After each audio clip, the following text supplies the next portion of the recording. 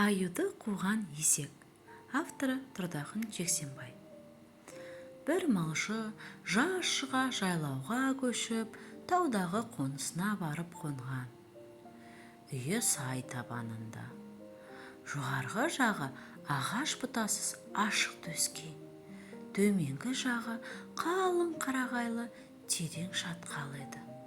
Кешқұрым сол шатқалдан бір қоңыр аю жайылымға шықты. Ол орман шетінде тұра қалды да тұмсығын көтеріп ауаны иіскеді. Мұрнына малшиіндегі жайған еттің иісі келіп, енді солай қарай аяңдаған. Оны үйдің жоғарғы жағында тұрған үлкен көк өсек көре қалды. Ол аюдан қорқып, «И-а, и-а, и-а» деп ойбайды салып ақырып жіберді. Мұндай зор дауысты тумысында бірінші рет естіген қоңыр аю «Бұл не бәле?» дегенде елең етіп тоқтай қалды.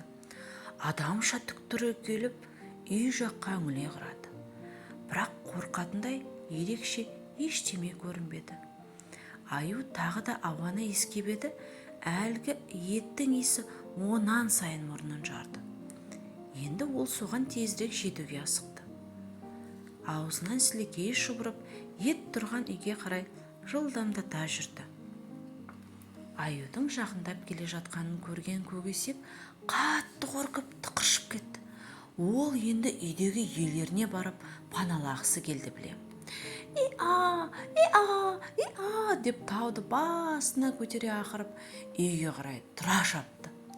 Есектің мұнысы оған қарама-қарсы жақтағы аюға тура өзіне жүгіріп кеп тап беретіндей болып көрінді. Содан аю екен зор дауысты, ұзын құлақты, бұл пәле өзін жегелі келеді екен деп, дереу артқа бұрылып қашып жөнелді. Соңы